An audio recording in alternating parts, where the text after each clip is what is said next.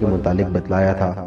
نہ جانے اس وقت اس کی ذہنی روح کہاں بھٹک گئی تھی کہ اسے اس کی اہمیت کا احساس بھی نہیں ہوا۔ عمران نے کچھ سوچتے ہوئے کار کا رخ صفدر کے فلیٹ کی طرف کر دیا۔ جلد ہی وہ صفدر کے فلیٹ پر پہنچ گیا۔ اس نے کار نیچے روکی اور پھر سیڑھیاں چڑھتا ہوا اوپر چلا گیا۔ صفدر فلیٹ میں موجود تھا، لیکن عمران اسے دیکھ کر حیران رہ گیا۔ ٹھیک ہے، عمران نے سپاٹ لہجے میں جواب دیا۔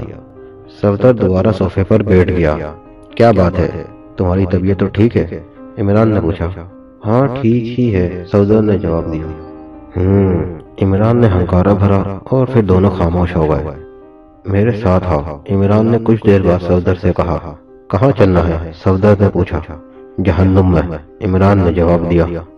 معاف کیجیے گا، میں یہاں مزے میں ہوں، آپ خود جہنم میں چلے جائیے، صفدر نے صاف سا جواب دے دیا۔ چلو اٹھو، عمران نے اس بار لہجے میں زور دیتے ہوئے کہا۔ نہیں عمران صاحب، آپ جائیے، میرا کہیں جانے کا موڈ نہیں ہے۔ صفدر اب بھی جانے سے گریز کر رہا تھا، حالانکہ پہلے کبھی ایسا نہیں ہوا تھا۔ صفدر پوری ٹیم میں سے سب سے زیادہ چاق و چوبند تھا، لیکن اب وہ بہت زیادہ کاہل اور سست آدمی محسوس ہو رہا تھا، جسے ذرا سا چلنا پھرنا بھی گوارا نہ ہو رہا تھا۔ مگر یہ ایکسٹو کی ہدایت ہے، عمران نے اٹھتے ہوئے کہا۔ ایکسٹو کی؟ صفدر کچھ لمحے سوچتا رہا، جیسے وہ فیصلہ نہ کر پا رہا ہو کہ ایکسٹو کی ہدایت پر عمل کرے یا نہیں۔ اچھا چلیں، آخر اس نے اٹھتے ہوئے کہا۔ کپڑے تبدیل کرو، عمران نے اسے کہا، اور پھر صفدر سست قدم اٹھاتا ہوا ڈریسنگ روم کی طرف بڑھ گیا۔ تھوڑی دیر بعد وہ کپڑے تبدیل کر کے واپس آ گیا، مگر اس نے شیو نہیں کی تھی، ویسے ہی چلا آیا تھا۔ عمران بھی اٹھ کھڑا ہوا اور پھر وہ دروازے کی طرف بڑھے، مگر اچانک صفدر کی نظر دیوار پر موجود ایک چھپکلی پر پڑی اور اس کے چہرے کا رنگ زرد پڑ گیا۔ عمران صاحب، چھپکلی کہیں کاٹ نہ لے، صفدر نے خوفزدہ لہجے میں کہا۔ چھپکلی سے ڈر رہے ہو، بزدل کہیں کے؟ عمران نے کہا، اور اسی لمحے اس کے ذہن میں ایک چھناکا سا ہوا۔ اس کے ذہن میں سر سلطان کی باتیں آ گئیں، اور ساتھ ہی کار ڈرائیو کرتے ہوئے موت کا خوف جو اسے محسوس ہوا تھا وہ بھی اس کے ذہن میں آیا، اور اب صفدر کی حالت بھی اس کے سامنے تھی۔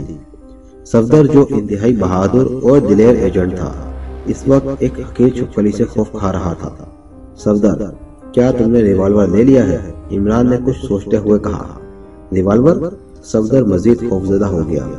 عمران صاحب، اس کا نام نہ لیں، مجھے خوف آتا ہے، اگر کہیں اتفاقاً چل گیا تو میں مر جاؤں گا۔ صفدر کی مکمل طور پر کایا پلٹ چکی تھی۔ اچھا، میرے ساتھ آؤ، عمران نے کہا، اور پھر وہ دونوں سیڑھیاں اتر کر کار میں آ بیٹھے۔ عمران نے کار ڈرائیو کرنا شروع کر دی۔ اس کا رخ اپنے فلیٹ کی طرف تھا۔ اس نے صفدر کی بزدلی محسوس کرتے ہوئے اپنا پہلا پلان بنا دیا تھا۔ جلد ہی وہ اپنے فلیٹ پر پہنچ گیا۔ صفدر کو صوفے پر بیٹھنے کا اشارہ کر کے وہ ٹیلی فون کی طرف بڑھا۔ اس نے نمبر ڈائل کیے، جلد ہی سلسلہ مل گیا۔ ہیلو، کون ہے؟ دوسری طرف سے جوزف کی آواز آئی۔ عمران بول رہا ہوں، عمران نے جواب دیا۔ یس باس، عمران کی آواز سن کر جوزف کی پکار سنائی دی۔ تم تیار ہو جاؤ، کافی دنوں بعد تمہیں ورزش کا موقع ملے گا، میں ابھی آ رہا ہوں، عمران نے کہا اور ریسیور رکھ دیا۔ صفدر اس کی گفتگو سے لا تعلق سر جھکائے بیٹھا تھا۔ ادھر آؤ صفدر، تمہارے چہرے پر میک اپ کر دوں، عمران نے اسے ڈریسنگ روم کی طرف چلنے کا اشارہ کرتے ہوئے کہا۔ صفدر خاموشی سے اٹھ کر عمران کے پیچھے چل دیا۔ ڈریسنگ روم میں پہنچ کر عمران نے صفدر کا میک اپ کرنا شروع کر دیا، اور تھوڑی دیر بعد صفدر ایک خطرناک گنڈے کے روپ میں تبدیل ہو چکا تھا۔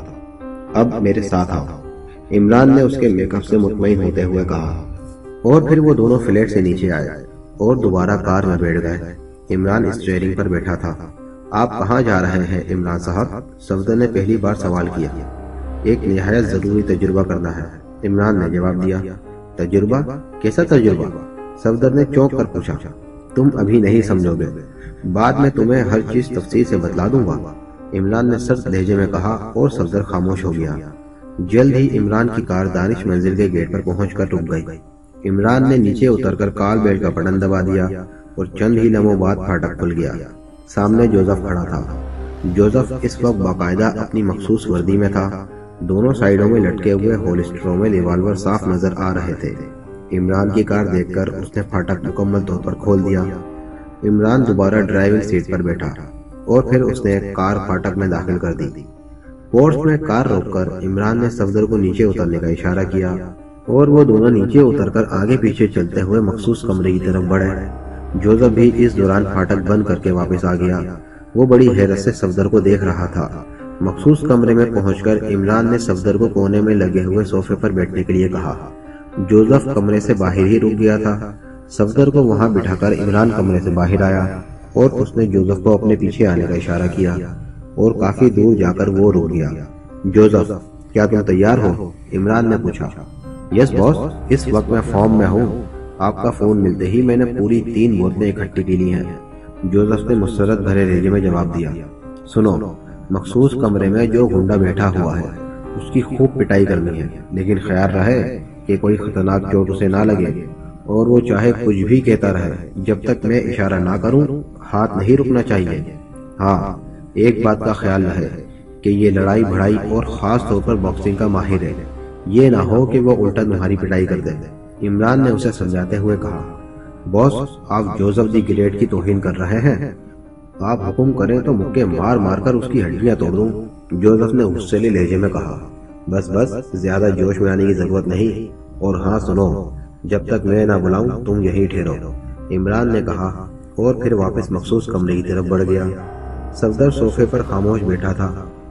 اس کے انداز نشست سے ایسا محسوس ہو رہا تھا کہ جیسے وہ ہر چیز سے قطعی لا تعلق ہو اور اس کی حیثیت ایک اجنبی سے زیادہ نہ ہو۔ صفدر، غور سے سنو، ایکس 2 نے اس بار تمہارے ذمے ایک عجیب و غریب ڈیوٹی لگائی ہے۔ تم باکسنگ اور لڑائی بھڑائی میں ماہر ہو۔ ایکس 2 جوزف پر ایک تجربہ کرنا چاہتا ہے اور وہ تجربہ اس صورت میں مکمل ہو سکتا ہے جب تم جوزف کی اچھی طرح پٹائی کر دو، اور جوزف کو قطعی معلوم نہیں ہونا چاہیے کہ تم دراصل کون ہو۔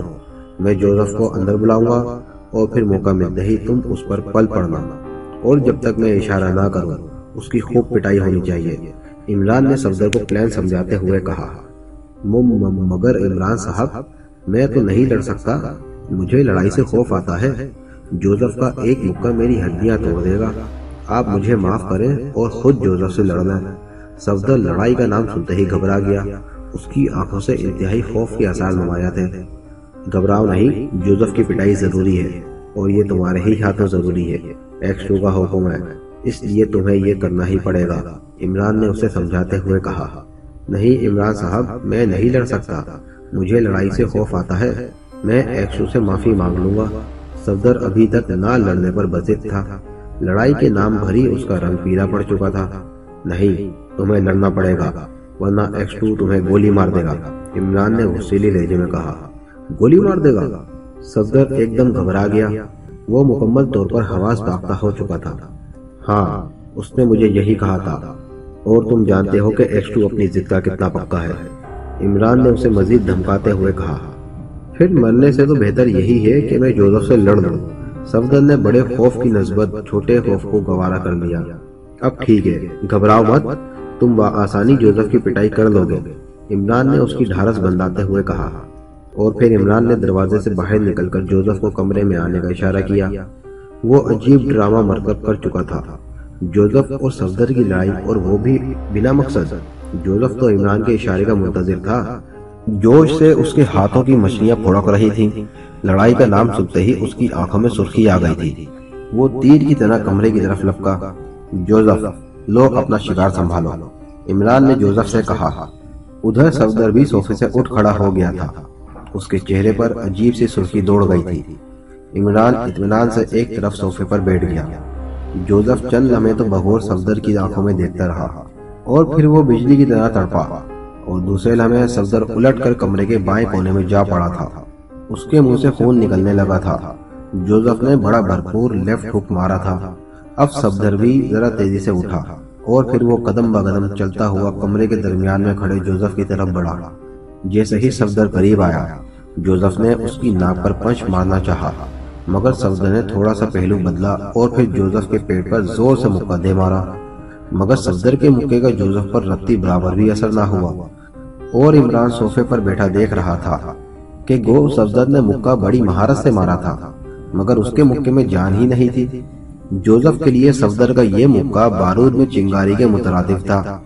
پھر جوزف کے بازوؤں نے پنڈولم کی طرح حرکت کرنا شروع کر دی اور صفدر چہرے پر پڑنے والے تابڑتوڑ مکوں سے اپنے آپ کو نہ بچا سکا، اور اب وہ دفاع پر اتر آیا تھا، اور وہ آگے بڑھ کر جوزف کو ضرب لگانے کی بجائے صرف جوزف کے مکوں سے بچنے کی کوشش میں مصروف ہو گیا۔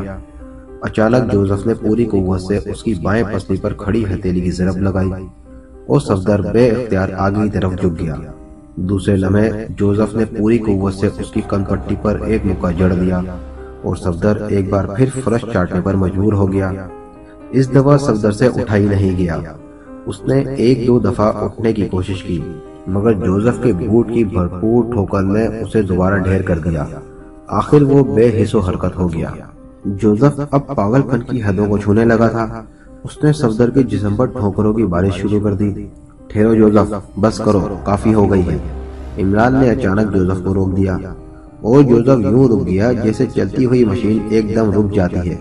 بوس، آپ تو کہتے تھے کہ یہ بڑا خطرناک گنڈا ہے اور لڑائی بھڑائی اور باکسنگ کا ماہر ہے، مگر یہ تو قطعی بزدل ہے، اسے تو لڑنا بھی نہیں آتا، جوزف نے شکایت بھرے لہجے میں کہا۔ اس کے چہرے پر ایسے تاثرات تھے جیسے اسے اس لڑائی میں قطعی لطف نہ آیا ہو۔ زیادہ باتیں مت کرو، اسے اٹھاؤ اور میرے پیچھے آؤ، عمران نے جوزف سے کہا اور پھر خود کمرے سے باہر نکل آیا۔ جوزف نے برا سمو بناتے ہوئے آگے بڑھ کر بے ہوش پڑے ہوئے صفدر کو اٹھا کر کندھے پر لادا اور پھر عمران کے پیچھے چل دیا۔ عمران دانش منزل کے تہ خانوں میں اترتا ہوا اپنی مخصوص تجربہ گاہ میں آیا۔ جوزف جو اس کے پیچھے آ رہا تھا کمرے میں آ کر رک گیا۔ اسے میز پر لٹا دو، عمران نے جوزف سے کہا، اور جوزف نے کمرے کے درمیان میں پڑی ہوئی میز پر صفدر کو لٹا دیا۔ تم اب جاؤ، عمران نے جوزف سے کہا، اور جوزف خاموشی سے باہر چلا گیا۔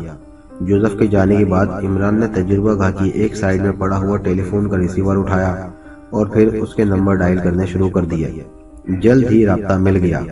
طاہر، میں عمران بول رہا ہوں، فوراً دانش منزل پہنچو۔ عمران نے صرف اتنا کہا اور ریسیور رکھ دیا۔ اب وہ بے ہوش صفدر کی طرف متوجہ ہوا۔ اس نے صفدر کے سینے پر ہاتھ رکھ کر اس کے دل کی دھڑکن کا اندازہ لگایا اور پھر مطمئن انداز میں سر ہلا دیا۔ خطرے کی کوئی بات نہیں تھی۔ پھر وہ سائیڈ ٹیبل پر پڑی ہوئی مختلف دواؤں کی بوتلوں کی طرف بڑھا۔ ابھی وہ سائیڈ ٹیبل کے قریب ہی گیا تھا کہ اچانک اس کی کلائی میں ہلکی سی سسراہٹ ہوئی۔ اس نے چونک کر اپنی بائیں کلائی کی طرف دیکھا۔ اس کی کلائی میں بندھی ہوئی گھڑی کے ڈائل میں ایک سرخ نقطہ بار بار جل بجھ رہا تھا۔ عمران نے ونڈ بٹن کو مخصوص انداز میں کھینچا اور گھڑی کو کان کے قریب لے آیا۔ Hello tiger speaking, over. دوسری طرف سے ٹائیگر کی آواز سنائی دی۔ یس، عمران اسپیکنگ، اوور، عمران نے جواباً کہا۔ سر، میں نے ڈاکٹر خالد رشید کا تعاقب کیا ہے اور ٹائیگر نے تفصیل سے تمام رپورٹ دی۔ فوجی چھاؤنی میں تمہارا کوئی دوست رہتا ہے؟ اوور، عمران نے سوال کیا۔ یس باس، وہاں کئی ملٹری آفیسر میرے دوست ہیں۔ اوور، ٹائیگر نے جواب دیا۔ ویسے اس کے لہجے میں عمران کے اس انوکھے سوال کی بنا پر حیرت صاف جھلک رہی تھی۔ ٹھیک ہے، تم ان میں سے کسی دوست سے جا کر ملو اور پھر مجھے رپورٹ کرو کہ اس کی ذہنی حالت کیسی ہے۔ خاص طور پر اس بات کا خیال رکھنا کہ وہ جنگ کے متعلق کیسے خیالات رکھتا ہے۔ اوور، عمران نے اسے ہدایت دی۔ سوری باس، میں آپ کی بات کا مطلب نہیں سمجھ سکا۔ اوور، دوسری طرف سے ٹائیگر نے معذرت آمیز لہجے میں کہا۔ ویسے اس کے لہجے سے صاف نمایاں تھا کہ وہ عمران کی اس عجیب و غریب ہدایت پر الجھ کر رہ گیا ہے۔ میں اپنے الفاظ دہرانے کا عادی نہیں، جیسا میں نے کہا ہے ویسا کرو۔ اوور، عمران نے اسے ڈانٹتے ہوئے کہا۔ بہتر سر، میں ابھی جاتا ہوں۔ اوور، دوسری طرف سے ٹائیگر نے جواب دیا۔ اوور اینڈ آل، عمران نے کہا اور پھر ونڈ بٹن دبا کر رابطہ ختم کر دیا۔ رابطہ ختم کر کے عمران دوبارہ سائیڈ ٹیبل کی طرف بڑھا۔ اس نے ایک شیشی اٹھا کر اس کے لیبل کو بغور دیکھا اور پھر واپس صفدر کی طرف بڑھا۔ اسی لمحے دروازے پر بلیک زیرو نمودار ہوا۔ اس کے چہرے پر تشویش کے نمایاں آثار تھے، جیسے وہ عمران کے اس طرح اچانک بلانے پر پریشان ہو گیا ہو۔ آؤ طاہر، عمران نے اسے دروازے میں ہی رکتے دیکھ کر کہا اور بلیک زیرو اندر آ گیا۔ یہ صفدر ہے، عمران نے صفدر کی طرف اشارہ کرتے ہوئے کہا۔ کیا یہ میک اپ میں ہے؟ بلیک زیرو نے سوال کیا۔ ہاں، عمران نے جواب دیا۔ مگر اسے زخمی کس نے کیا ہے؟ بلیک زیرو صفدر کی حالت دیکھ کر حیران ہو رہا تھا۔ اس کا تمام چہرہ سوج گیا تھا، منہ اور ناک سے خون رس رہا تھا۔ جوزف نے، عمران نے جواب دیا۔ جوزف نے؟ بلیک زیرو اچھل پڑا۔ مگر کیوں؟ اس نے کچھ نہ سمجھتے ہوئے سوال کیا۔ صفدر کو میں میک اپ کر کے یہاں لے آیا اور پھر جوزف اور صفدر میں لڑائی کرائی، نتیجے میں اب یہاں موجود ہے۔ عمران نے اسے تفصیل بتلائی، مگر بلیک زیرو کے ذہن میں ابھی تک ایک بڑا سا سوالیہ نشان موجود تھا۔ وہ عمران کی بات سرے سے سمجھ ہی نہیں سکا۔ بھلا جوزف اور صفدر کی لڑائی کرانے کا فائدہ؟ مگر کیوں؟ بلیک زیرو نے دوبارہ اپنا سوال دہرایا۔ یہ بعد میں بتلاؤں گا، عمران نے جواب دیا، مگر صفدر کی حالت سے تو محسوس ہو رہا ہے کہ جیسے جوزف نے اس کی خوب پٹائی کی ہو، اور پھر باہر جوزف تو بالکل ٹھیک ٹھاک ہے، اسے تو معمولی سی چوٹ تک نہیں آئی۔ بلیک زیرو اب بھی حیران تھا، اس کا عمران کی دماغی صحت پر مکمل طور پر اعتماد اٹھتا چلا جا رہا تھا۔ ہاں، صفدر اسے صرف ایک ہاتھ مار سکا، اور وہ بھی ڈھیلا سا، مگر جوزف نے اسے روئی کی طرح دھڑک کر رکھ دیا۔ عمران نے جواب دیا، مگر صفدر موم کا پتلا تو نہیں، یہ تو جوزف کو ناکو چنے چبوا دیتا۔ بلیک زیرو نے الجھے ہوئے لہجے میں جواب دیا، اسی بات کو دیکھنے کے لیے تو میں نے یہ لڑائی کرائی ہے طاہر۔ تمہاری اطلاع کے لیے عرض کر دوں کہ صفدر کی مکمل طور پر کایا پلٹ چکی ہے۔ اب یہ وہ پہلے والا صفدر نہیں رہا، یہ نیا صفدر سست، کاہل اور انتہائی بزدل ہے، جسے ریوالور کے نام سے موت نظر آتی ہے، جو ایک حقیر سی چھپکلی سے خوف کھاتا ہے، اور جو جوزف کے ہاتھوں یوں پٹا ہے جیسے ظالم استاد کے ہاتھوں کوئی کمزور سا بچہ۔ عمران نے جواب دیا، میں اس بات کو کسی صورت تسلیم کرنے کے لیے بالکل تیار نہیں۔ بلیک زیرو سے آخر نہ رہا گیا، چنانچہ اس نے عمران کی بات تسلیم کرنے سے انکار کر دیا۔ میں صحیح کہہ رہا ہوں؟ اچھا، اب تم جاؤ، میری کار کی پچھلی سیٹ پر ایک فائل پڑی ہے، تم اس کا مطالعہ کرو، جب تک میں صفدر کو ہوش میں لا کر ڈریسنگ کر دوں، اور ساتھ ہی اس کا علاج بھی، عمران نے بلیک زیرو سے کہا، اور بلیک زیرو خاموشی سے واپس مڑا اور لیبارٹری سے باہر نکلتا چلا گیا۔ جولیا کو جب ہوش آیا تو پہلے تو وہ خالی خوری نظروں سے ادھر ادھر دیکھتی رہی، پھر اس کا شعور لمحہ بلمحہ جاگتا گیا، اور چند ہی لمحوں بعد وہ پوری طرح ہوش میں آ گئی، اور اسے پچھلے تمام منظر یاد آتے گئے، اور دوسرے لمحے وہ اضطراری طور پر اچھل کر بیٹھ گئی، اور پھر وہ یہ دیکھ کر حیران رہ گئی کہ وہ اپنے فلیٹ کی بجائے ایک چھوٹے سے کمرے میں موجود ہے۔ کمرہ ہر قسم کے فرنیچر سے عاری تھا، صرف ایک پلنگ جس پر جولیا خود موجود تھی۔ کمرے کی دیواریں سپاٹ تھیں، صرف سامنے کونے میں ایک دروازہ تھا جو بند تھا۔ کمرے میں مرکری بلب جل رہا تھا، اور اس کمرے میں تیز روشنی پھیلی ہوئی تھی۔ جولیا نے اپنے لباس پر نظر ڈالی، وہ اس وقت بھی اسی لباس میں تھی جو اس نے بے ہوش ہونے سے پہلے پہنا ہوا تھا۔ وہ سمجھ گئی کہ اسے بے ہوش کرنے کے بعد اغوا کر کے یہاں لایا گیا ہے۔ وہ پلنگ سے نیچے اتر آئی اور پھر تیزی سے بند دروازے کی طرف بڑھی۔ یہ قطعی ایک اضطراری حرکت تھی، ورنہ ظاہر ہے اغوا کرانے والے یہ تو کبھی نہیں چاہتے کہ وہ دروازہ کھلا چھوڑ دیں اور ان کا شکار دروازہ کھول کر باہر نکلے اور پھر خرامہ خرامہ چلتا ہوا اپنے فلیٹ پر پہنچ جائے۔ دروازہ حسب توقع باہر سے بند تھا۔ جولیا چند لمحوں تک بغور کمرے کو دیکھتی رہی۔ وہ شاید فرار ہونے کا راستہ ڈھونڈنا چاہتی تھی، مگر سیمنٹ کی مضبوط اور سپاٹ دیواریں اس کا منہ چڑھا رہی تھی۔ وہ آہستہ آہستہ قدم اٹھاتی ہوئی واپس پلنگ پر آ کر بیٹھ گئی۔ اس کا ذہن اپنے اس عجیب و پراسرار اغوا پر الجھا ہوا تھا۔ ابھی وہ کسی نتیجے پر نہیں پہنچی تھی کہ اچانک دروازہ ایک جھٹکے سے کھلا، اور پھر کمرے میں ایک اسٹین گن بردار داخل ہوا۔ اس نے سفید رنگ کی وردی پہن رکھی تھی، سینے پر ایک چھوٹا سا بیج لگا ہوا تھا، سانپ کے ڈیزائن کا بیج۔ چلو لڑکی، اس نے اسٹین گن کا رخ جولیا کی طرف کرتے ہوئے تحکمانہ لہجے میں کہا، اور جولیا چپ چاپ پلنگ سے اتری اور پھر اسٹین گن بردار کے آگے چلتی ہوئی کمرے سے باہر نکل آئی۔ یہ ایک طویل راہداری تھی جس کی چھت میں جگہ جگہ مرکری بلب لگے ہوئے تھے، اور جن کی تیز روشنی کی وجہ سے راہداری باقاعدہ نور بنی ہوئی تھی۔ دائیں طرف چلو، اسٹین گن بردار نے اسے حکم دیا۔ جولیا خاموشی سے دائیں طرف چل دی۔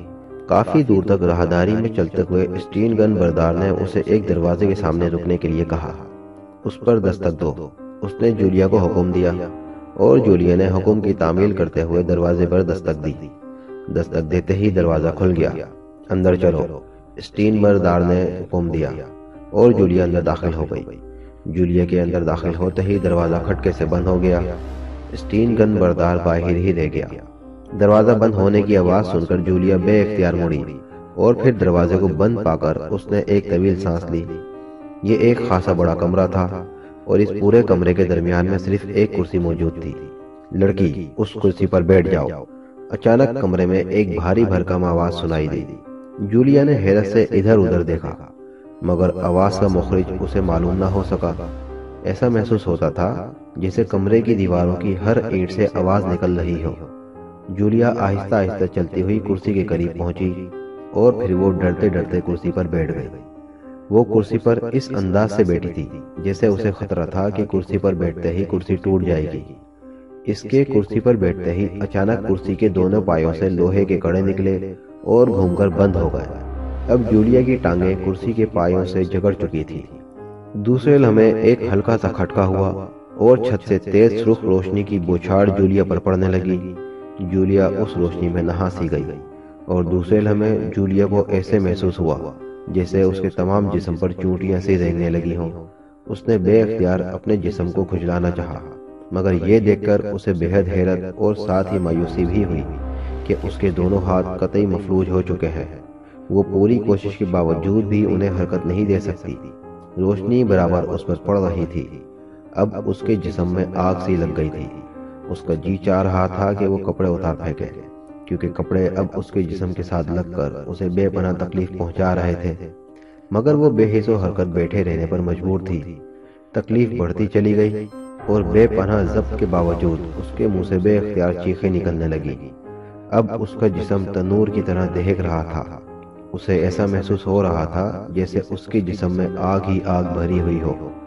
شدت تکلیف سے اس کا چہرہ بگڑ گیا تھا اور آنکھیں باہر ابل آئی تھیں، اور پھر اچانک روشنی غائب ہو گئی۔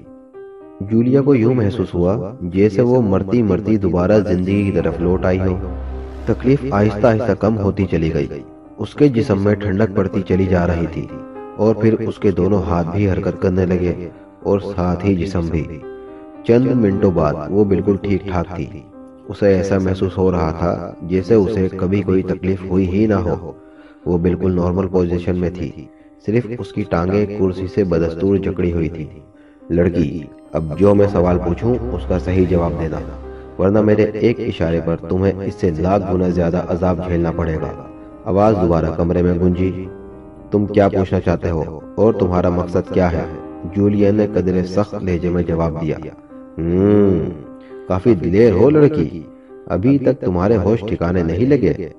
آواز نے انتہائی درست لہجے میں کہا۔ تم نے مجھے اغوا کیوں کیا ہے اور تم کیا چاہتے ہو؟ جولیا نے کہا۔ تمہارا نام کیا ہے؟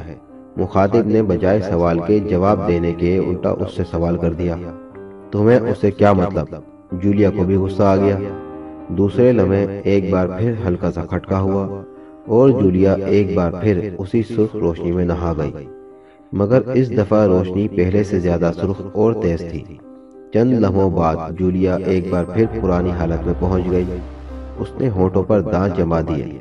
اس نے فیصلہ کر لیا تھا کہ وہ مخاطب کو اپنی قوت برداشت دکھا دے گی، مگر یہ غیر انسانی تکلیف بڑھتی ہی چلی گئی، حتیٰ کہ جولیا کے ضبط کا بندھن ٹوٹ گیا اور اس کے حلق سے ایک طویل چیخ نکل گئی۔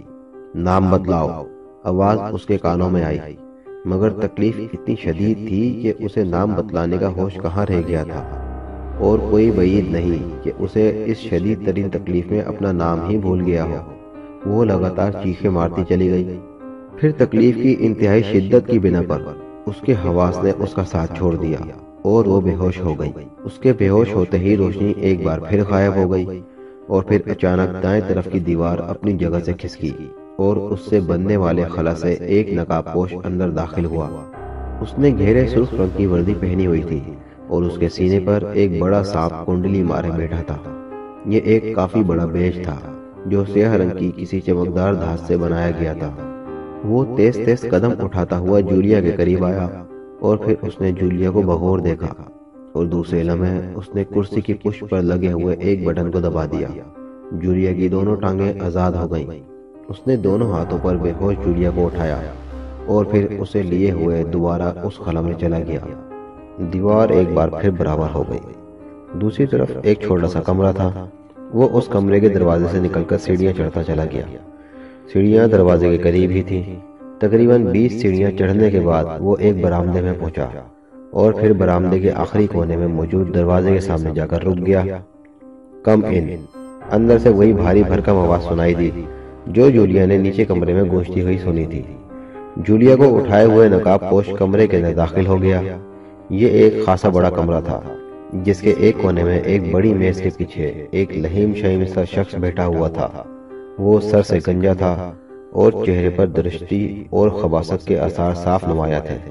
اس کے اشارے پر نقاب پوش نے جولیا کو ایک صوفے پر لٹا دیا۔ اسے ہوش میں لاؤ نمبر 2، میز کے پیچھے موجود گنجے نے حکم دیا۔ یس باس، نقاب پوش نے انتہائی مودبانہ لہجے میں کہا، اور پھر وہ لٹو کی طرح گھوم کر ایک الماری کی طرف بڑھا۔ اس نے انتہائی پھرتی سے الماری کھول کر اس میں سے ایک چھوٹی سی شیشی اٹھائی اور دوبارہ جولیا کے قریب آیا۔ اس نے شیشی کا ڈھکن کھول کر اسے جولیا کی ناک سے لگا دیا۔ ایک لمحے سے بھی کم عرصے میں جولیا کی آنکھ کھل گئی۔ نقاب پوش جولیا کے ہوش میں آتے ہی ایک طرف ہٹ گیا۔ اس نے شیشی بند کر کے پھر اسے دوبارہ الماری میں رکھ کر وہ ایک طرف مودبانہ انداز میں کھڑا ہو گیا۔ لڑکی اب اٹھو، باس نے قدرے سخت لہجے میں جولیا سے کہا، جو ہوش میں آنے کے باوجود خالی الذہن کیفیت میں پڑی آنکھیں جھپک رہی تھی۔ اس آواز نے جولیا پر جادو سا کام کیا۔ جولیا کے کانوں میں جیسے ہی یہ آواز پڑی، جولیا ایک جھٹکے سے اٹھ کر بیٹھ گئی۔ وہ اب بغور باس کی طرف دیکھ رہی تھی جس کے چہرے پر مکروسی مسکراہٹ پھیلی ہوئی تھی۔ کیا اب بھی تم اپنا نام نہیں بتاؤ گی؟ باس نے طنزیہ لہجے میں سوال کیا۔ تم پہلے بھی اسی شرافت سے سوال کر سکتے تھے، پھر کرسی سے مجھے جکڑنے اور وہ روشنی ڈال کر مجھے تکلیف پہنچانے سے تمہیں کیا ملا؟ جولیا نے سوال کے جواب دینے کی بجائے الٹا سوال کر دیا۔ پہلی بار میں تمہارا میک اپ چیک کرنا چاہتا تھا۔ ریڈ ریس کی زد میں آنے کے بعد ہر قسم کا میک اپ صاف ہو جاتا ہے۔ دوسری دفعہ تمہیں سزا دینے کے لیے تم پر ریڈ ریس ڈالی گئی تھی۔ باس نے مسکراتے ہوئے اس کے سوال کا جواب دیا۔ جولیا خاموش رہی۔ دیکھو لڑکی، تم ایک غیر ملکی ہو، تمہیں اس ملک سے ہمدردی نہیں ہونی چاہیے۔ یہ ملک پاگلوں اور سرفروں کا ہے، یہ لوگ مذہبی دیوانے ہیں۔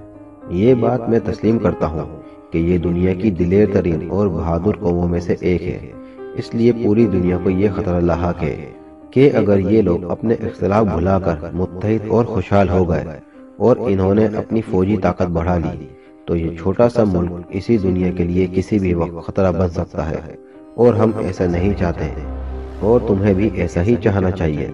باس نے جولیا کے سامنے ایک چھوٹی سی تقریر کر ڈالی۔ جولیا خاموش بیٹھی کچھ سوچتی رہی۔ اسے یوں محسوس ہو رہا تھا جیسے اچانک اس کے ذہن میں ایک نئی کھڑکی کھل گئی ہو۔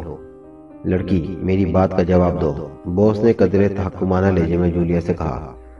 ہاں تم صحیح کہہ رہے ہو، مگر جولیا نے کچھ ہچکچاتے ہوئے اپنی بات نامکمل چھوڑ دی۔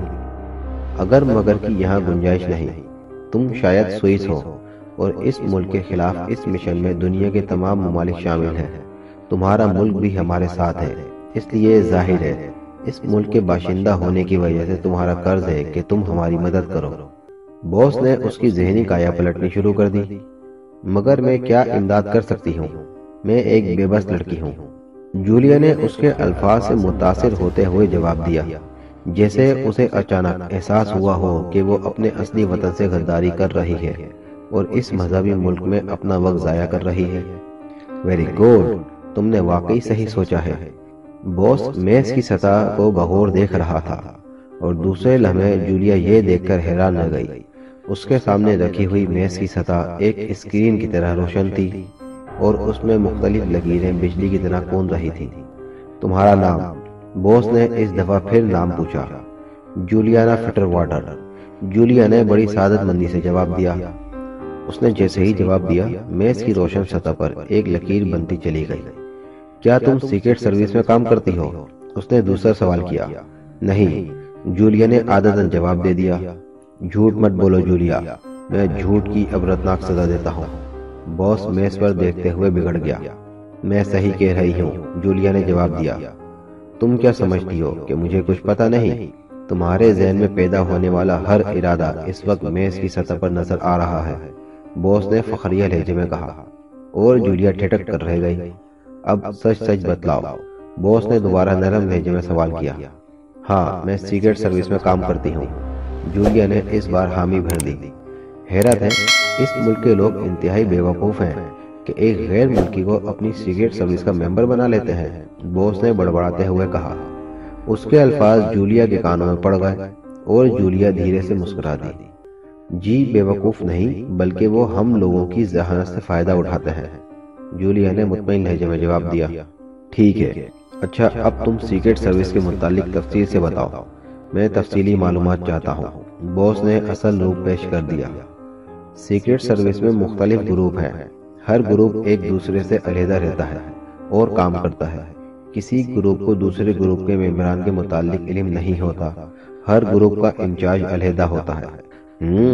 یہ ایک نئی اطلاع ہے، اس سے پہلے تو ہم نے گروپ بندی کے متعلق نہیں سنا۔ باس کے لہجے میں الجھن نمایاں تھی۔ ویسے میز کی سطح پر بکھرتی ہوئی برقی لائنیں بتلا رہی تھی کہ جولیا ٹھیک کہہ رہی ہے، کیونکہ جولیا اب تمام پروسیجر سمجھ چکی تھی، اس لیے ایکس2 کی دی ہوئی مخصوص ذہنی ٹریننگ اس وقت کام آ رہی تھی۔ جولیا نے دماغ کی تمام قوتوں کو بروکار لاتے ہوئے اپنی تمام زور اس بات پر ڈال دیا تھا، باقی ہر قسم کا خیال ذہن سے حروف غلط کی طرح مٹا دیا تھا۔ تم کون سے گروپ میں ہو اور تمہارے گروپ میں کتنے ممبر ہیں؟ باس نے سوال کیا۔ میرے گروپ میں میرے علاوہ صرف 3 اور آدمی ہیں۔ جب مجھے اغوا کیا گیا تو وہ تینوں وہی موجود تھے، جولیا نے جواب دیا۔ باس چند لمحے سوچتا رہا، پھر اس نے دوسرا سوال کیا۔ تمہارا کیا خیال ہے، سیکرٹ سروس میں اور کتنے گروپ ہوں گے؟ صحیح تعداد کا تو علم نہیں، البتہ میرا اندازہ ہے کہ 10 کے قریب گروپ اور ہوں گے، جولیا نے جواب دیا۔ اور تمہارے گروپ کا انچارج کون ہے؟ باس نے پوچھا۔ میں خود انچارج ہوں، جولیا نے جواب دیا۔ اوہ، تم گروپ انچارج ہو؟ اس کا مطلب ہے تمہارا چیف تم پر کافی سے زیادہ اعتماد کرتا ہے، باس نے چونک کر سوال کیا۔ جی ہاں، جولیا بھلا اور کیا جواب دیتی، اس نے صرف جی ہاں کہنے پر اکتفا کیا۔ اور سیکرٹ سروس کا چیف ایکس2 کون ہے؟ اس دفعہ باس نے اپنے لہجے پر زور دیتے ہوئے پوچھا۔ ہمیں باوجود سخت کوشش کے آج تک نہیں معلوم ہو سکا، جولیا نے اطمینان سے جواب دیا۔ یہ کیسے ہو سکتا ہے کہ تم سیکرٹ سروس میں اتنا اہم عہدہ رکھتی ہو اور تمہیں چیف کے متعلق علم نہ ہو؟ باس کا لہجہ مشکوک تھا، جیسے اسے جولیا کی بات پر یقین نہ آیا ہو۔ میں صحیح کہہ رہی ہوں، آپ چیک کر لیں، جولیا نے جواب دیا۔ چیک سے اس کا اشارہ مائنڈ ریڈنگ مشین کی طرف تھا، جو یقیناً میز میں فٹ تھی اور جس کی اسکرین میز کی سطح کو بنایا گیا تھا۔ عمران سیکرٹ سروس میں کیا پوزیشن رکھتا ہے؟ باس نے چند لمحوں کی خاموشی کے بعد دوبارہ سوال کیا۔ عمران ہماری سیکرٹ سروس کا ممبر نہیں، باس اس سے کبھی کبھار رضاکارانہ طور پر کام لیتا ہے اور بس، جولیا نے جواب دیا۔ تمہاری سب باتیں نئی اطلاعات پر مبنی ہیں، ہمیں تو معلوم ہوا تھا کہ عمران سیکرٹ سروس میں اہم پوزیشن رکھتا ہے، باس نے الجھے ہوئے لہجے میں جواب دیا۔ بہرحال جو کچھ میں جانتی تھی آپ کو بتلا دیا ہے، اب آپ اس پر یقین کریں یا نہ کریں، آپ کی مرضی ہے، جولیا نے بڑے اطمینان سے جواب دیا۔ اگر ہم تمہیں رہا کر دیں تو کیا تم سیکرٹ سروس کی آئندہ سرگرمیوں کے متعلق ہمیں اطلاعات مہیا کرتی رہو گی؟ باس نے پوچھا۔ آخر اس کی وجہ؟ میں کیوں آپ کو اطلاعات مہیا کروں؟ میرا آپ سے کیا تعلق ہے؟ آپ مجرم ہیں اور یقیناً اس ملک میں مجرمانہ سرگرمیوں میں مصروف ہوں گے۔ میں آپ کو اطلاعات مہیا کر کے آپ کی مجرمانہ زندگی کا ساتھ کیوں دوں؟ جولیا نے بڑے اطمینان سے جواب دیا۔ دیکھو لڑکی، مجھے سختی پر مجبور مت کرو، میں اگر چاہوں تو ایک لمحے میں تمہاری شہرت کاٹ سکتا ہوں، باس نے سخت لہجے میں جولیا سے کہا۔ جو کچھ میں جانتی ہوں وہ میں نے سچ سچ بتلا دیا ہے، اب تم کیا کرنا چاہتے ہو یا کیا نہیں، مجھے اس سے کوئی سروکار نہیں، جولیا نے لہجے میں سختی پیدا کرتے ہوئے کہا۔ میں ایک بار پھر کہتا ہوں، خوب سوچ سمجھ کر فیصلہ کر لو، یا تو ہمارا ساتھ دو یا پھر مرنے کے لیے تیار ہو جاؤ، باس نے زہر خند لہجے میں کہا۔ اس کے لہجے سے صاف معلوم ہوتا تھا کہ وہ اپنی بات پر عمل بھی کر گزرے گا۔ بکو مت، میں سیکرٹ سروس کی ممبر ہوں اور تمہاری مدد کر کے میں سیکرٹ سروس سے غداری نہیں کر سکتی، جولیا نے تند لہجے میں کہا، اور دوسرے لمحے وہ صوفے سے اٹھ کھڑی ہوئی اور اس سے پہلے کہ وہ دروازے کی طرف چھلانگ لگاتی، نمبر 2 جو ایک طرف خاموشی سے کھڑا تھا کسی عقاب کی مانند اڑتا ہوا جولیا پر جا پڑا اور جولیا نمبر 2 کے شکنجے میں بری طرح پھنس گئی۔ اسے تہ خانے میں لے جا کر گولی مار دو، باس نے سرد لہجے میں نمبر 2 سے مخاطب ہو کر کہا، اور دوسرے لمحے نمبر 2 کا ہاتھ اٹھا، جولیا کی کن پٹی پر ایک پٹاخہ تھا چھوٹا اور جولیا بے ہوش ہو کر نمبر 2 کے ہاتھوں میں جھول گئی۔ نمبر 2 نے جولیا کو کاندھے پر لادا اور پھر خاموشی سے کمرے سے باہر نکل گیا۔ مختلف راہداریوں سے گزرنے کے بعد وہ ایک کمرے میں پہنچا جس کے کونے میں سیڑھیاں نیچے جاتی صاف نظر آ رہی تھی۔ نمبر 2 سیڑھیاں اترتا چلا گیا۔ سیڑھیوں کا اختتام ایک کمرے میں ہوا۔ کمرے کے دروازے پر پہنچ کر نمبر 2 نے زور سے دروازے پر ہاتھ مارا تو دروازہ کھلتا چلا گیا۔ سامنے راہداری تھی۔ نمبر 2 راہداری میں دائیں طرف مڑا اور تھوڑی دور چلنے کے بعد ایک کمرے کے سامنے رک گیا۔ اس نے اس کمرے کے دروازے پر بھی زور سے ہاتھ مارا تو وہ دروازہ بھی کھلتا چلا گیا۔ نمبر 2 کمرے میں داخل ہو گیا۔ کمرے میں داخل ہوتے ہی اس نے ایک جھٹکے سے جولیا کو فرش پر پھینک دیا، لیکن دوسرے ہی لمحے نمبر 2 کی آنکھیں حیرت سے پھیل گئیں۔ جولیا کا جسم جو ہی فرش سے ٹکرایا وہ یوں اچھل کر کھڑی ہو گئی جیسے فرش سے اسپرنگ نکل آئے ہو۔ جولیا بے ہوش نہیں ہوئی تھی بلکہ بے ہوشی کی ایکٹنگ کر رہی تھی، اور پھر اس سے پہلے کہ نمبر 2 سنبھلتا جولیا نے اس پر چھلانگ لگا دی۔ نمبر 2 نے پھرتی سے اپنے آپ کو بچایا اور دوسرے ہی لمحے نمبر 2 کی لات پوری قوت سے جولیا کی پسلیوں سے ٹکرائی اور جولیا چیختی ہوئی کمرے کے کونے میں جا پڑی۔ اور پھر اس سے پہلے کہ وہ اٹھ کر کھڑی ہوتی نمبر 2 نے بجلی کی سی تیزی سے جیب سے ریوالور نکال لیا۔ ریوالور پر سائلنسر چڑھا ہوا تھا اور پھر وہ قدم بہ قدم چلتا ہوا جولیا کے پاس آ کھڑا ہوا۔ جولیا کی آنکھیں ریوالور پر جمی ہوئی تھی اور پھر اس سے پہلے کہ نمبر 2 ٹریگر دباتا جولیا کی لات حرکت میں آئی اور ریوالور نمبر 2 کے ہاتھ سے اڑتا ہوا کمرے کے عین درمیان میں جا پڑا۔ ریوالور ہاتھ سے نکلتے ہی نمبر 2 ریوالور کی جانب لپکا، لیکن اب جولیا اسے اتنی مہلت کہاں دیتی، اور دوسرے ہی لمحے وہ اڑتی ہوئی نمبر 2 پر جا پڑی اور نمبر 2 لڑکھڑا کر زمین پر جا پڑا۔ جولیا بھی اس کے ساتھ ہی زمین پر گری اور گرتے ہی وہ ایک بار پھر اچھلی اور سیدھی ریوالور پر جا پڑی۔ دوسرے ہی لمحے ریوالور جولیا کے ہاتھ میں تھا۔ نمبر 2 جیسے ہی اٹھا جولیا نے ٹریگر دبا دیا۔ گولی ٹھیک اس کی آنکھوں کے درمیان پڑی اور نمبر 2 چیخ بھی نہ سکا اور لڑکھڑا کر زمین پر گرا اور بے حس و حرکت ہو گیا۔ جولیا تیزی سے اس کی جانب بڑھی اور پھرتی سے اس کے کپڑے اتارنے لگی، اور پھر اس نے اپنے لباس کے اوپر نمبر 2 کا لباس پہننا شروع کر دیا۔ لباس گو اس کے جسم پر ڈھیلا تھا، لیکن نیچے اس کا اپنا لباس ہونے کی وجہ سے کسی حد تک فٹ آ گیا۔ نمبر 2 کا نقاب بھی اس نے پہن لیا۔ اب وہ نمبر 2 کا روپ دھار چکی تھی۔ لباس پہن کر وہ کمرے سے باہر نکلی اور راہداری میں آ گئی۔ یہ ایک طویل راہداری تھی۔ وہ راہداری میں دائیں طرف مڑ گئی۔ ریوالور اس نے پتلون کی جیب میں ڈال دیا تھا۔ راہداری کا ایک موڑ مڑتے ہی وہ اس کمرے میں آ گئی جس میں سیڑھیاں اوپر جا رہی تھیں۔ وہاں اسے ایک محافظ ملا، مگر جولیا کو دیکھتے ہی اس نے مودبانہ انداز میں سر جھکا دیا۔ جولیا حتی الوسع مردانہ چال چلتی ہوئی سیڑھیاں طے کرنے لگی۔ اس کے قدموں میں پھرتی تھی۔ اسے علم تھا کہ کسی بھی محافظ نے اگر غور سے اسے دیکھ لیا تو وہ چیک کر لی جائے گی، اور چیک ہونے سے پہلے وہ عمارت سے نکل جانا چاہتی تھی۔ باس کا یہ فکرہ اس کے ذہن میں گونج رہا تھا کہ اسے تہ خانے میں لے جا کر مار دو۔ چنانچہ اس فکرے کی بنا پر وہ سیڑھیاں چڑھتی چلی گئی۔ وہ سیڑھیاں ایک کمرے میں جا کر ختم ہوئی۔ اب وہ ایک اور راہداری میں تھی۔ راہداری میں دائیں بائیں کمرے بنے ہوئے تھے۔ وہ سیدھی چلتی چلی گئی۔ سامنے ایک دروازہ تھا۔ دروازہ کھول کر جب وہ باہر نکلی تو وہ عمارت کے کمپاؤنڈ میں تھی۔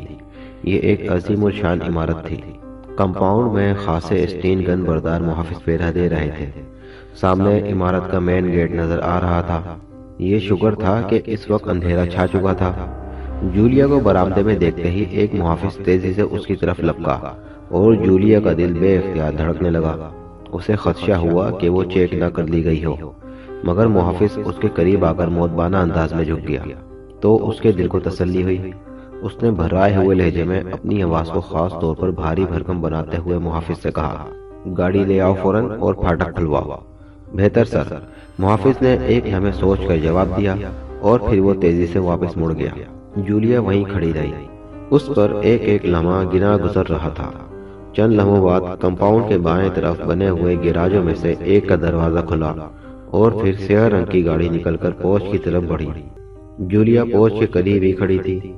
گاڑی رکی اور وہ محافظ ڈرائیونگ سیٹ سے نیچے اترا۔ جولیا لپک کر ڈرائیونگ سیٹ پر بیٹھ گئی اس نے دروازہ بند کیا اور پھر وہ کلچ دبا کر گیئر لگانے ہی والی تھی کہ اچانک اس نے عمارت سے تیز سیڑھیوں کی آواز گونجتی ہوئی سنی۔ جولیا سمجھ گئی کہ نمبر 2 کی لاش تلاش کی جا چکی ہے۔ سیڑھیوں کی آواز سن کر کار کے قریب موجود محافظ بھی پوری طرح چونک پڑا۔ دوسرے لمحے جولیا نے گیئر بدلا اور پھر کلچ چھوڑ کر ایکسیلیٹر پر دباؤ ڈال دیا۔ گاڑی تیزی سے آگے دوڑی اور پھر موڑ مڑتے ہی کوٹھی میں گونجتے ہوئے یہ الفاظ اس کے کانوں تک پہنچ گئے: ایک عورت نمبر 2 کا لباس پہن کر فرار ہو رہی ہے، اسے فوراً گولی مار دو۔ باس کی بھاری بھرکم اور غصیلی آواز سے کوٹھی گونجنے لگی اور دوسرے لمحے جولیا کی کار پر پیچھے سے فائرنگ شروع ہو گئی۔ یہ شاید وہی محافظ تھا جو اس کے لیے کار لے کر آیا تھا، مگر گولیاں صرف باڈی میں سوراخ کرنے کے علاوہ اور کچھ نہ کر سکی۔ کار تیزی سے فاٹک کی طرف بڑھتی چلی گئی اور پھر جولیا یہ دیکھ کر حیران رہ گئی کہ ارد گرد سے 2-3 محافظ دوڑتے ہوئے فاٹک کے سامنے آ کر رک گئے اور انہوں نے اپنی اسٹین گنیں سیدھی کر دی، مگر جولیا نے ایکسیلیٹر پر پوری قوت سے دباؤ دیا اور خود اپنا سر نیچے کر لیا۔ کار کمان سے نکلے ہوئے تیر کی طرح پھاٹک کی طرف بڑھی اور محافظ اسے گولی مارنے کی بجائے جانیں بچانے میں مصروف ہو گئے۔ دوسرے لمحے ایک خوفناک دھماکہ ہوا اور پھاٹک ٹوٹ کر نیچے جا پڑا۔ جولیا کی کار ایک زبردست جھٹکا کھا کر کوٹھی سے باہر نکل آئی تھی۔ اس پر پیچھے سے بدستور فائرنگ ہو رہی تھی۔ کار کا پچھلا شیشہ ریزے ریزے ہو چکا تھا، مگر اسے یا کار کو کوئی ایسا نقصان نہیں پہنچا تھا جس سے کار رک جاتی۔ سڑک پر آتے ہی اس نے ٹاپ گیئر لگایا اور پھر کار فل اسپیڈ پر چھوڑ دی۔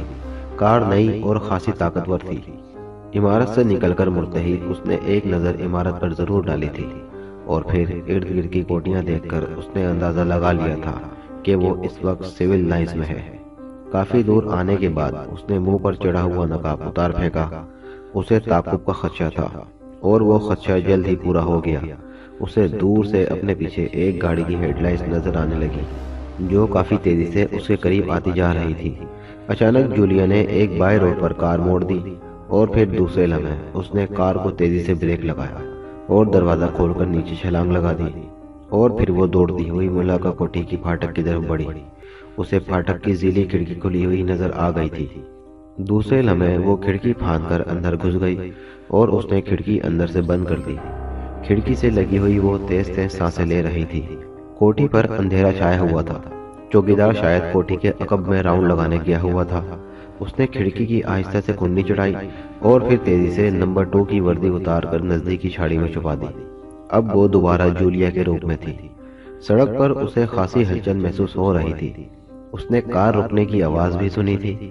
اب وہ تیزی سے نزدیکی جھاڑیوں میں رینگ گئی اور پھر اسے نزدیک ہی چھوٹا سا کوارٹر نظر آ گیا۔ یہ شاید چوکیدار کا کوارٹر تھا۔ وہ رینگتی ہوئی کوارٹر کی طرف بڑھی۔ جیسے ہی وہ کوارٹر کے قریب پہنچی، کوارٹر کا دروازہ کھلا اور پھر اس نے ایک پٹھان چوکیدار کو رائفل ہاتھ میں لیے اندر سے نکلتے دیکھا۔ وہ جھاڑی میں ہی دبک گئی اور جب چوکیدار اس کے قریب سے گزرتا ہوا آگے بڑھ گیا تو وہ اٹھی اور پھر آہستہ سے اس کے کوارٹر میں داخل ہو گئی۔ یہ ایک کمرے پر مشتمل کوارٹر تھا اور کمرے میں لائٹ جل رہی تھی۔ برآمدے کے قریب سے ہی سیڑھیاں اوپر چھت پر جا رہی تھی۔ جولیا دبے پاؤں سیڑھیاں چڑھتی چلی گئی۔ اوپر سپاٹ چھت تھی۔ وہ آگے بڑھی اور پھر سڑک کے قریب وہ چھت پر چیت لیٹ گئی۔ کنگرے کی آڑ سے وہ بآسانی سڑک کا نظارہ کر رہی تھی۔ وہ نمبر 2 کی کار کو بآسانی دیکھ سکتی تھی۔ کار کے قریب ایک اور کار رکی ہوئی تھی اور اس نے 3 افراد کو ہاتھوں میں مشین گن لیے ادھر ادھر آتے جاتے دیکھا۔ شاید وہ اندازہ لگا رہے تھے کہ وہ کہاں غائب ہو گئی ہے۔ جولیا بڑے اطمینان سے چھت پر لیٹی رہی۔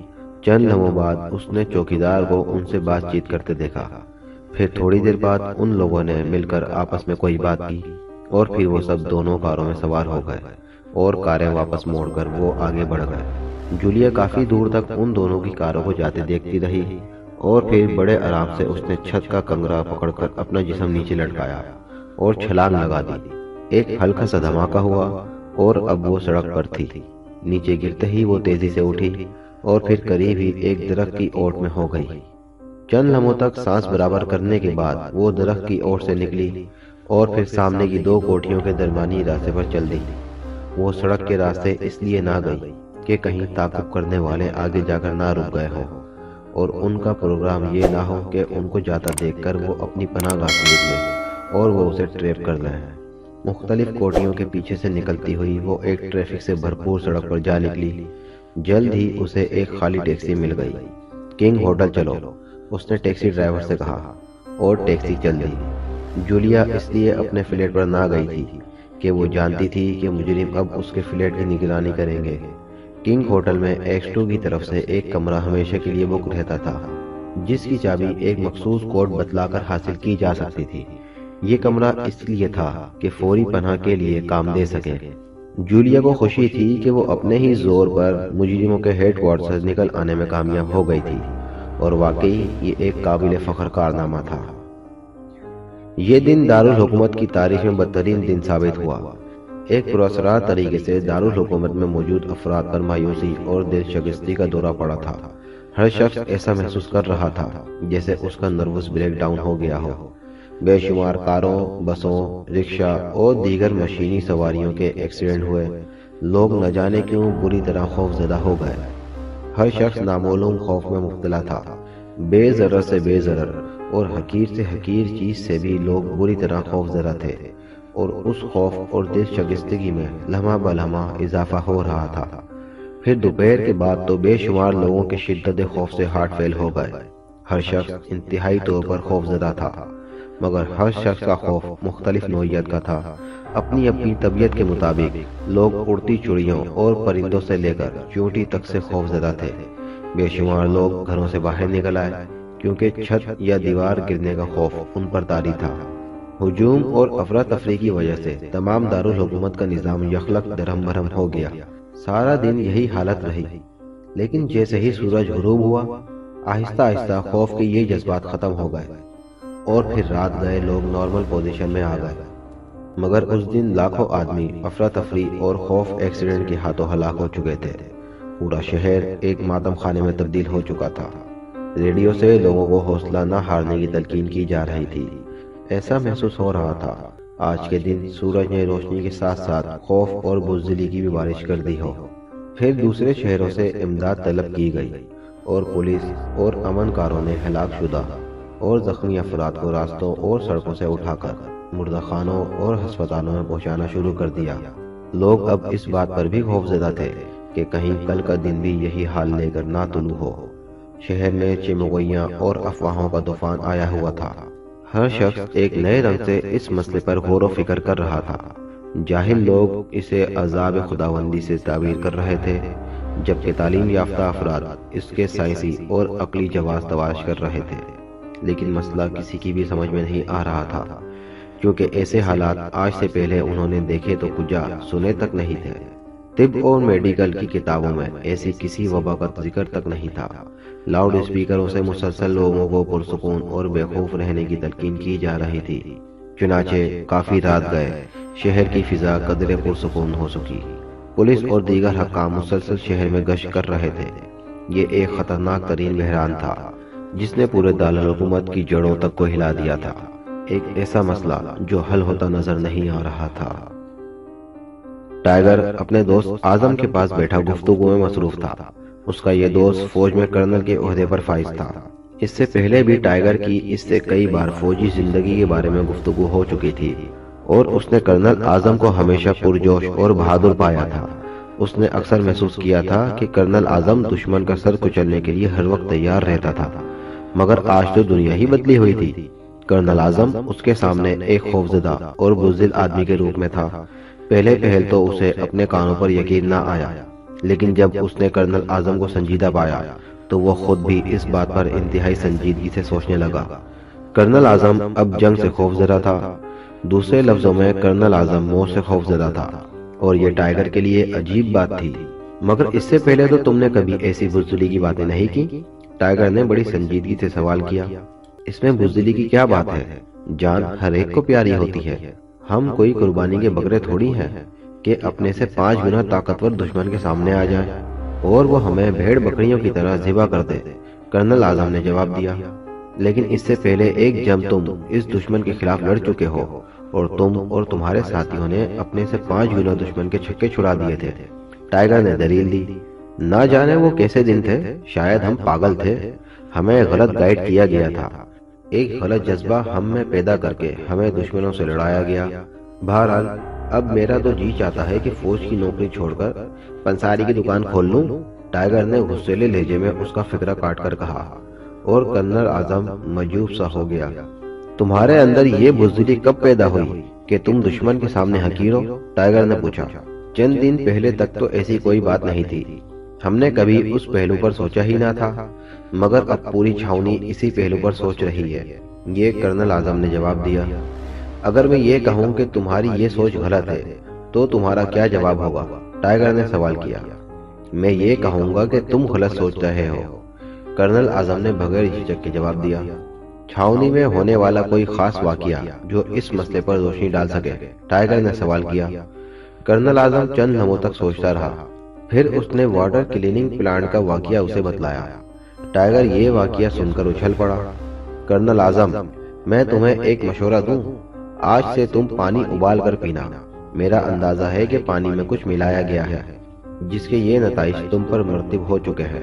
ٹائیگر نے جواب دیا، نہیں، پانی بالکل ٹھیک ہے، اسی خدشے کے تحت پانی کا تجزیہ کیا گیا، مگر اس میں کسی چیز کی ملاوٹ نہیں پائی گئی۔ کرنل اعظم نے جواب دیا، ٹھیک ہے، تم ایسا کرو کہ پانی کی ایک بوتل مجھے لا دو، میں اپنے طور پر اس میں کیمیائی تجربہ کروں گا۔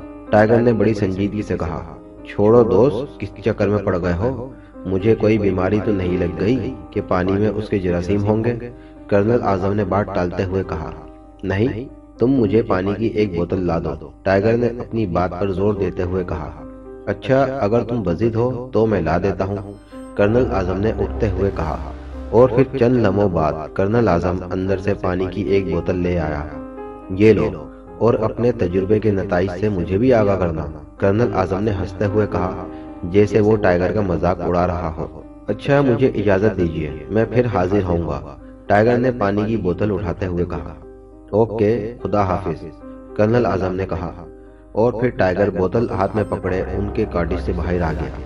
اس نے پانی کی بوتل اپنی موٹر سائیکل کے پیچھے لٹکے ہوئے تھیلے میں ڈالی اور پھر موٹر سائیکل لے کر سیدھا شہر کی طرف چل دیا۔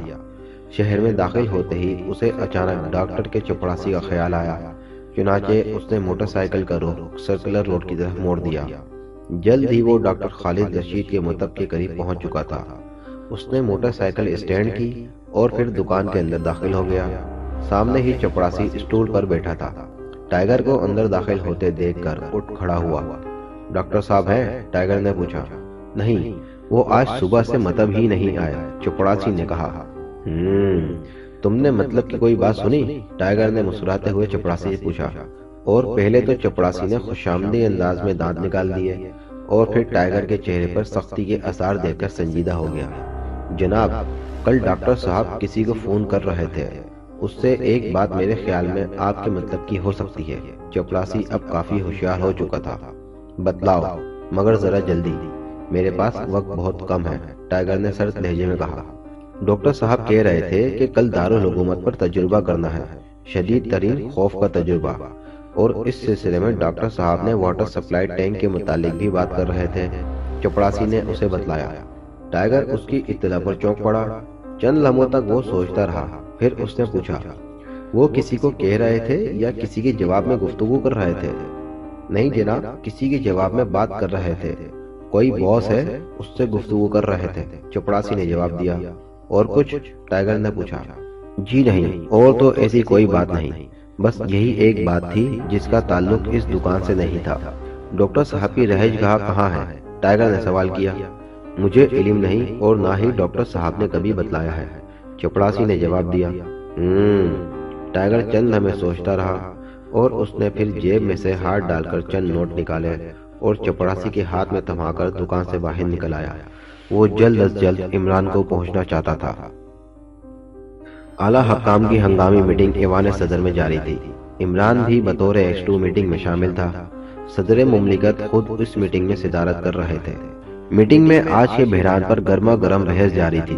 اس میٹنگ میں ملک کے سرکردہ سائنسدان بھی شامل تھے، اور ملک کا سب سے بڑا سائیکولوجسٹ ڈاکٹر انور بھی میٹنگ میں شامل تھا، لیکن کوئی شخص کسی نتیجے تک نہیں پہنچ رہا تھا۔ اصل مسئلہ ہی ان کی سمجھ سے باہر تھا۔ وزیر دفاع نے چھاؤنی میں واٹر کلینک پلانٹ میں ہونے والے واقعے سے بھی باقی ممبران کو آگاہ کیا اور اس کے ساتھ ہی یہ بتلایا کہ اس واقعے کے ہوتے ہی پانی کی سپلائی روک دی گئی اور پھر پانی کا ملٹری لیبارٹری میں اچھی طرح تجربہ کیا گیا مگر کسی بھی چیز کا سراغ نہ لگایا جا سکا۔ پانی بالکل صاف تھا، اس میں کسی قسم کے جراثیم وغیرہ نہیں پائے گئے تھے۔ چنانچہ باقاعدہ طور پر رپورٹ ملنے پر پانی کی سپلائی دوبارہ جاری کر دی گئی تھی، لیکن پانی کی سپلائی ہونے کے 1 گھنٹے بعد چھاؤنی میں بھی حالت خراب ہو گئی۔ فوجیوں نے اسلحہ ہاتھ میں لینے سے انکار کر دیا۔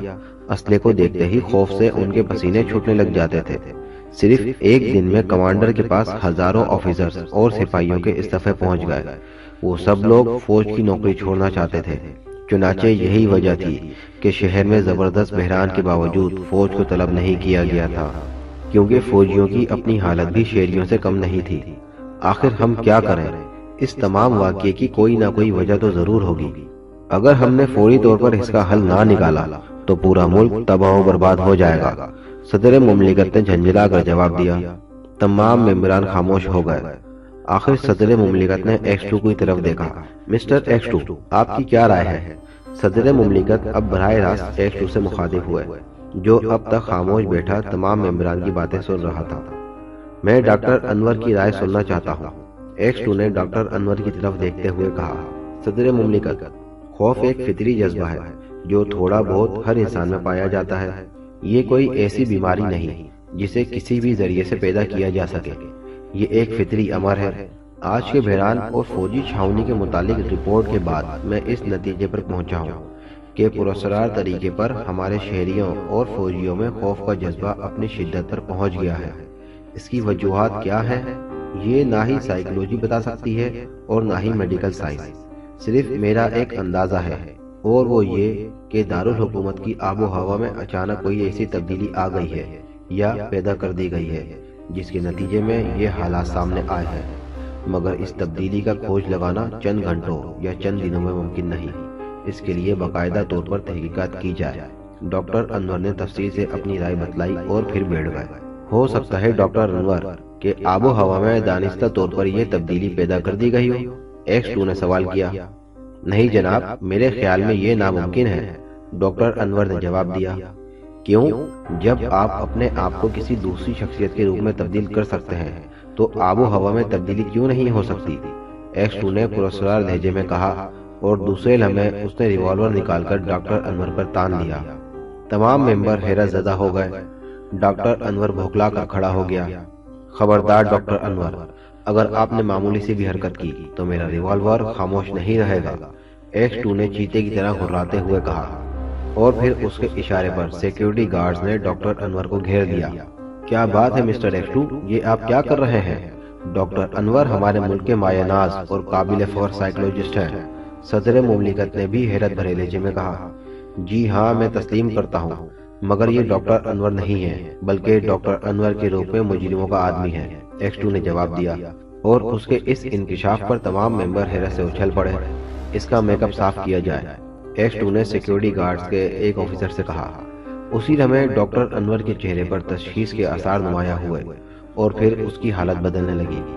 تم لوگ قیامت تک نہیں سمجھ سکتے کہ تمہارے ساتھ کیا حشر ہونے والا ہے، اس نے اٹک اٹک کر کہا۔ ڈاکٹر انور کہاں ہے؟ ایکس-2 نے اس کے قریب آ کر سخت لہجے میں پوچھا۔ اسے میں نے مار دیا ہے اور اس کی لاش گٹر میں بہا دی تھی، اس نے جواب دیا، اور پھر اس کا سر ڈھلک گیا۔ وہ ختم ہو چکا تھا اور اس کے جسم کا رنگ نیلا ہو چکا تھا۔ زہریلا کیپسول، ایکس-2 نے بڑبڑاتے ہوئے کہا۔ یہ کیسے مرا؟ صدر مملکت نے ایکس-2 کو بڑبڑاتے ہوئے دیکھا اور پوچھا۔ اس نے مصنوعی دانت کے خول میں زہریلا کیپسول چھپا رکھا تھا، وہ نگل لیا، ایکس-2 نے جواب دیا، اور پھر اس کے اشارے پر اس کی لاش سیکیورٹی گارڈ اٹھا کر کمرے سے باہر لے گئے۔ ہر شخص کی حیرت اور تعجب سے آنکھیں پھٹی ہوئی تھی۔ اس کا مطلب ہے کہ یہ بحران باقاعدہ سازش کے تحت پیدا کیا گیا ہے۔ سر رحمان نے سب سے پہلے خاموشی کا طلسم توڑا۔ جی ہاں رحمان صاحب، اب آپ صحیح نتیجے پر پہنچے۔ یہ دراصل ہمارے ملک کے خلاف ایک بھیانک سازش ہے۔ دشمن اس دفعہ ایک نئے روپ میں سامنے آئے ہیں۔ اس نے نہ تو ہنگامے کرائے ہیں اور نہ ہی اقتصادی بحران پیدا کیا ہے۔ اس دفعہ دشمن نفسیاتی جنگ لڑ رہا ہے اور آپ دیکھیں کہ وہ اب تک بے حد کامیاب رہا ہے۔ ہمارے بہادر فوجی اور ہمارے دلیر عوام خوفزدہ اور بزدل بن چکے ہیں۔ میرے خیال میں یہ سب کچھ ابھی تجرباتی پیمانے پر کیا جا رہا ہے۔ اب مجرموں کا نیا قدم پورے ملک اور پوری افواج پر حملہ ہوگا، نفسیاتی حملہ، اور ہمارا یہ حال ہے کہ ہمارے سائنسدان اور ڈاکٹر ابھی تک اس کی وجہ ہی نہیں سمجھ سکے کہ یہ نفسیاتی بحران کیسے پیدا ہوا۔ اب میں